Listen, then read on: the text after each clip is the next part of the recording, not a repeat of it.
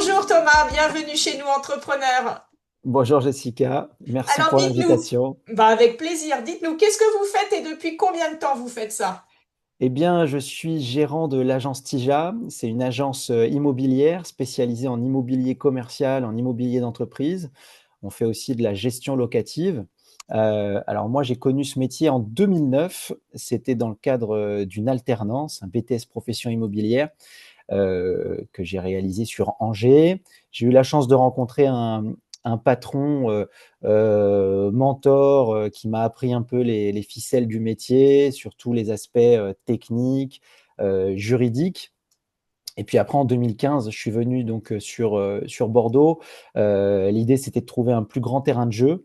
Hein, j'avais besoin de m'épanouir, d'avoir bah, voilà, un terrain un petit peu plus grand pour continuer de progresser.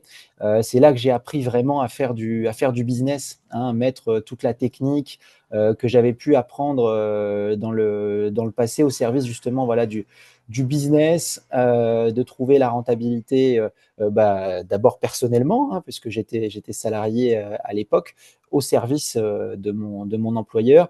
Et puis, ça m'a permis aussi bah, de traiter avec une clientèle un petit peu plus institutionnelle, de gérer des équipes. Et donc voilà, de progresser. Et puis en 2021, avec la naissance de ma fille, bah, j'ai eu le besoin de m'accomplir, de continuer d'avancer. Et donc, c'est là que j'ai pris la décision en 2022 de créer l'agence Tija avec ma femme. Et donc, bah, voilà, on en est arrivé là et on espère poursuivre ce développement. Donc aujourd'hui, vous êtes combien dans la boîte? Aujourd'hui, on a deux négociateurs sur Bordeaux-Gironde. On a D'accord. deux négociateurs sur les Pays de la Loire. On a une personne, Mehdi, qui travaille avec nous sur la gestion locative. Et puis après, on a donc Nadia, ma femme, et moi-même qui avançons sur tous les sujets administratifs, suivi, développement.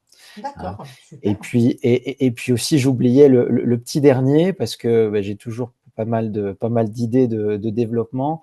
On a lancé il y a quelque temps une licence de marque qui s'appelle les bouillons français. Et donc, on propose une licence de restauration traditionnelle basée sur le concept des bouillons, hein, qui se développe assez fort en ce moment. Génial. Comment vous vous êtes dit, tiens, enfin excusez-moi, mais ça n'a rien à Ouais. voir en fait entre, entre l'immobilier commercial et Bah, la restauration. Alors peut-être que vous en avez vendu beaucoup des restaurants à l'image mm, de ce que vous avez derrière vous. c'est Euh, ça. Qu'est-ce qui s'est En, passé dans votre tête, entre guillemets, pour vous dire, tiens, je vais lancer ce truc-là?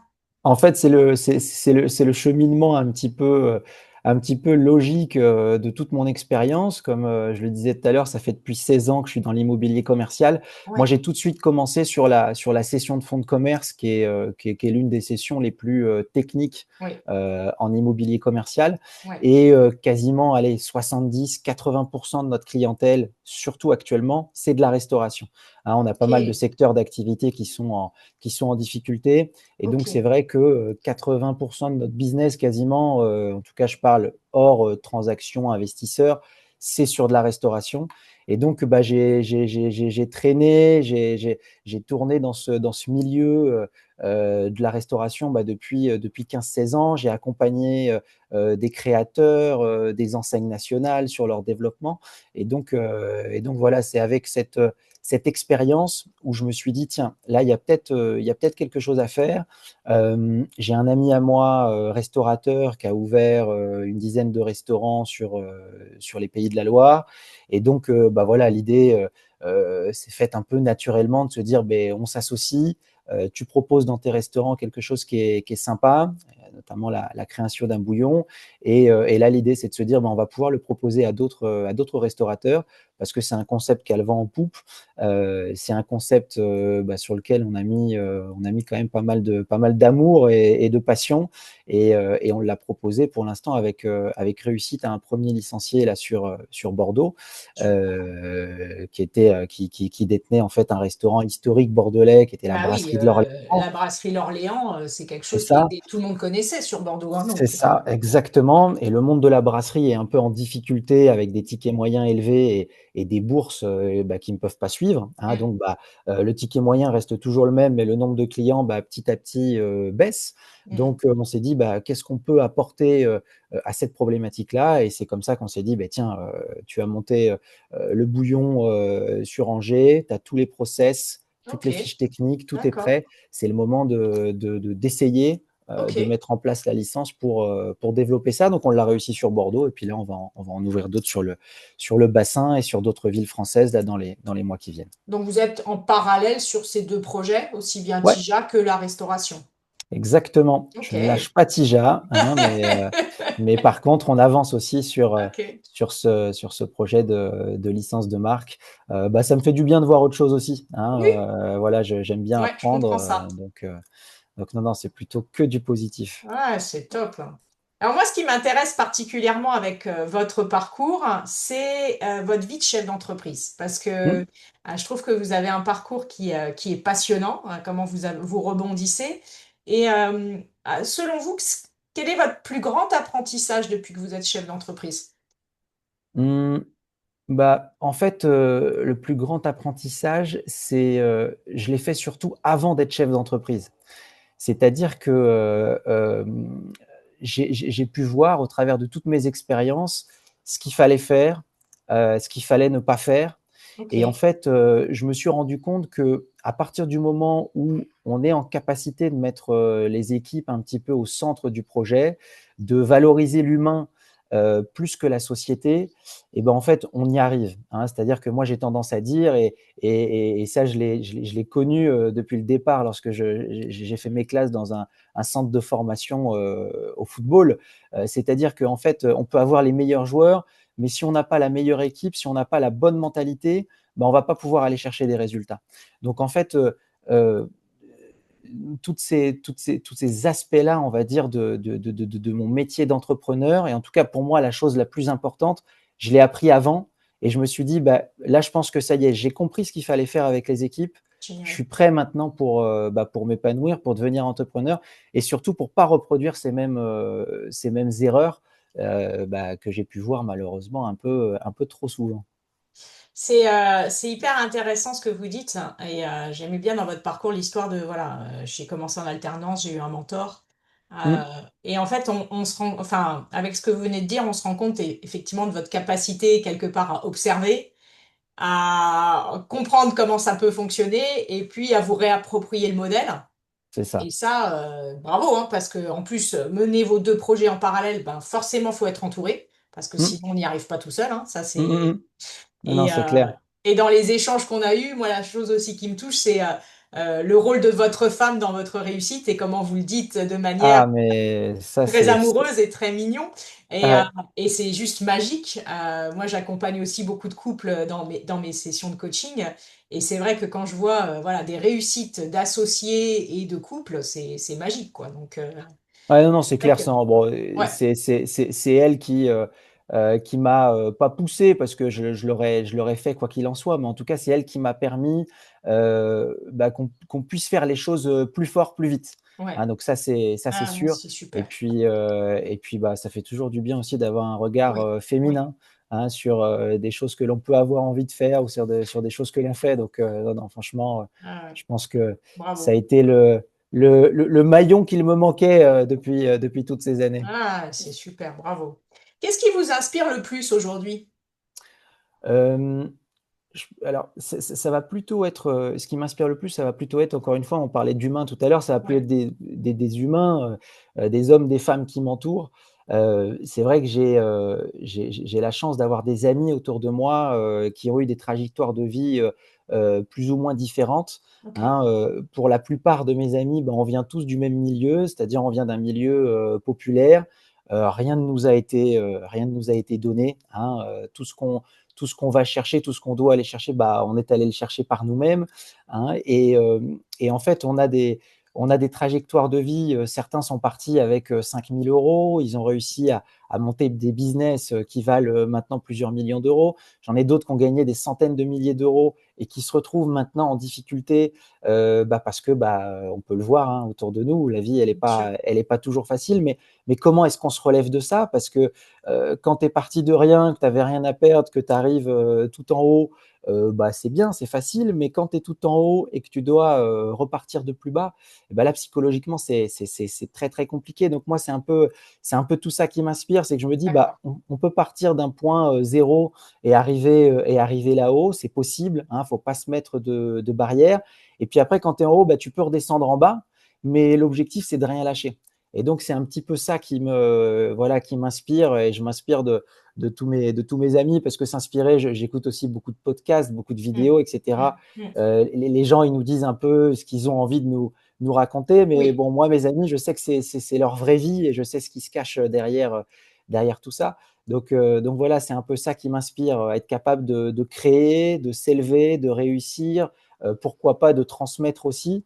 Et puis quand ça va un peu moins bien, de garder la tête froide, de rien lâcher, de continuer d'avancer. Donc d'accord. voilà en tout cas moi ce C'est qui m'inspire et ce que j'essaye de me dire chaque jour, quoi. ok, c'est des belles valeurs. Et qu'est-ce que vous avez appris sur vous-même au cours de votre parcours? J'ai appris et ça c'est important pour tout entrepreneur, j'ai appris à encaisser les coups. Et je pense que Ouais, Jessica, ça, ouais, vous devez le savoir aussi. oui. Euh, en fait c'est chaque jour on se réveille en se disant tiens, qu'est-ce qu'on va prendre aujourd'hui? Et en fait on encaisse des coups, on encaisse des coups, on encaisse des coups.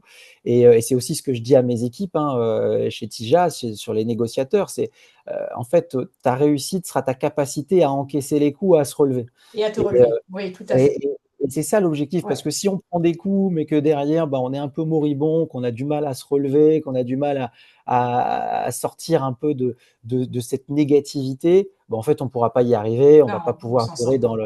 durer dans le temps. Donc, ce que j'ai tendance toujours à leur dire, c'est on prend les coups, on les encaisse, on se relève encore plus fort.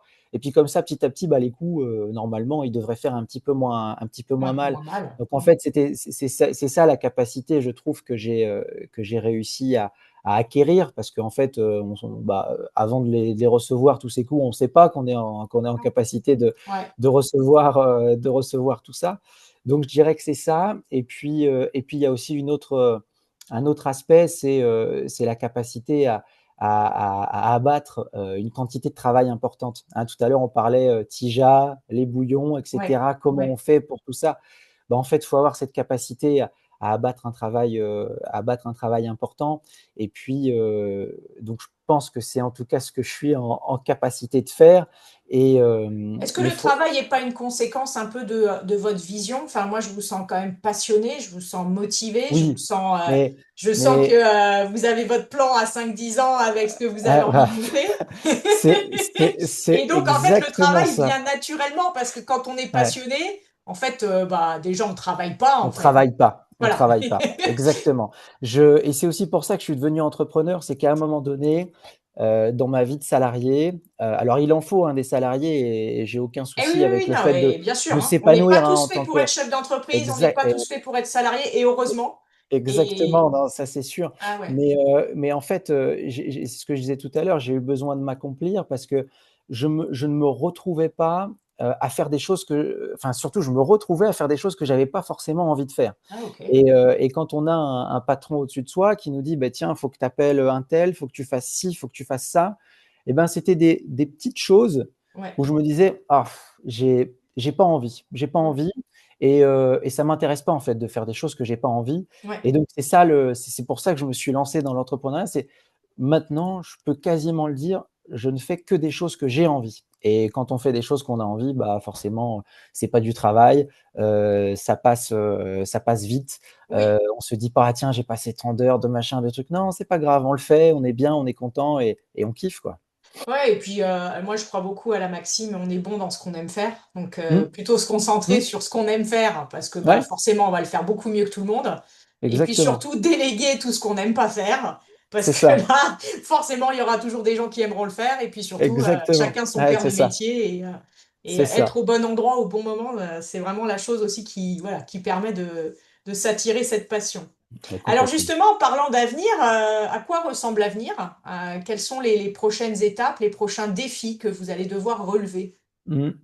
Bah, en fait, si on sort un peu du spectre, TIJA, les bouillons et cetera, on regarde un peu autour de nous, l'avenir, c'est compliqué de le voir ensoleillé, quoi, hein, la plupart des personnes le voient sombre quand on regarde, la télé, quand on écoute les Mais il politiques, vaut quand on mieux voit les pas écouter la ah télé, il faut vaut mieux faire couper, fermer la télé. c'est le message à dire à tout le monde: «Coupez, arrêtez ça, allez Et vivez discuter dans, avec les». autant se mettre dans son monde positif, hein, et Ouais, c'est s'entourer de ça, gens positifs parce c'est que sinon ça. on fait rien. Ouais, allez discuter avec les gens dans la rue et vous verrez qu'en fait, finalement, tout le monde est plutôt sympa, et qu'il y a pas besoin d'aller chercher des noises aux uns Ouais, et aux autres. ouais. Donc non, alors moi, j'ai un esprit un peu plus optimiste, hein, je pense que l'entrepreneur se doit d'être optimiste, hein. Ah bah sinon, L'entrepreneur, voilà. celui qui cesse d'être Ouais, optimiste, bah, ouais, arrête d'être entrepreneur, ouais. ça sert à rien. J'en vois quelques-uns sur LinkedIn là qui sont hyper négatifs et tout. Je me dis: «Bah, stop, arrête, ça sert à rien, pars vivre, à l'étranger, sors d'ici, arrête D'ailleurs, c'est de ce que vous continuer». avez fait, c'est ça? C'est ce que j'ai fait Ouais, aussi, ouais, c'est ce que j'ai fait aussi, alors qu'à moitié, hein. Moi, je suis un peu entre, on va dire entre 2 eaux, entre le d'accord. Maroc et la France, hein, mais je l'ai pas quitté pour des questions on va dire, d'avenir, bloqué ou Oui, bouché ou d'accord, quoi que ok. ce soit. Non, non, c'est plutôt pour apporter un cadre de vie et puis du soleil à mes enfants notamment, voilà que j'étais pas forcément en capacité de leur offrir, à Bordeaux. Donc voilà les raisons qui ont fait que.